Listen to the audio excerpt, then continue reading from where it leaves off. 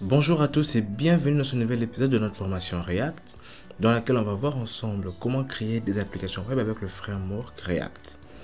Alors dans ce nouvel épisode, on va voir ensemble quelles sont les 6 étapes essentielles pour penser en React. Alors je me base sur un article qui a été écrit sur le site officiel de React pour parler de ces 6 étapes. Je vous laisserai le lien de cet article dans la description de la vidéo.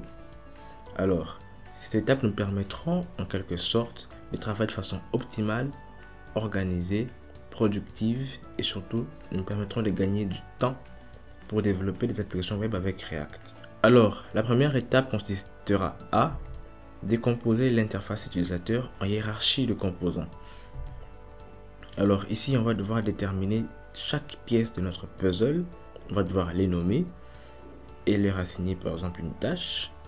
Et je rappelle que chaque composant doit avoir une responsabilité unique en React. Bon, c'est pas obligatoire, mais c'est recommandé.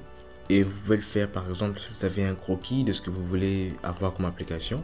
Vous pouvez juste dessiner des cases autour de chaque élément ou de chaque composant. Alors, la deuxième étape consiste à construire une version statique de l'application avec React. Cela veut dire qu'on va devoir construire notre application. Ça signifie le HTML, le CSS et aussi du code React. Et s'il y a des données qui doivent être utilisées, on va se servir des props. L'étape 3 consiste à déterminer le contenu minimal du state. Alors ici, on va devoir déterminer quelles données doivent figurer dans un state. Et pour cela, on va devoir répondre à 3 questions que l'on verra plus tard. En étape 4, on va devoir identifier où notre state doit vivre ou doit être. Alors ici c'est simple, on va devoir analyser composant par composant lequel doit être stateful et lequel doit être functional component. C'est juste ça. Et en étape 5, on va devoir hardcoder le state initial. Alors on va devoir ajouter nous-mêmes les propriétés de chaque state, on va les hardcoder et plus tard par exemple cela pourrait venir d'un serveur.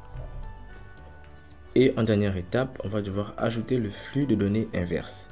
Alors avec les props, les données circulent de haut vers le bas, mais parfois le cas exige que les données puissent aussi circuler de bas vers le haut, via des événements par exemple, et on pourra revenir sur ça. Alors ça sera tout pour cette vidéo, on se revoit dans la suite, dans laquelle on va enfin, je dis bien enfin, commencer à coder notre application. Alors d'ici là, portez-vous bien, likez la vidéo si vous l'avez aimé, laissez-moi des commentaires si vous en avez, partagez-le autour de vous, et abonnez-vous à la chaîne si ce n'est pas encore fait. A plus.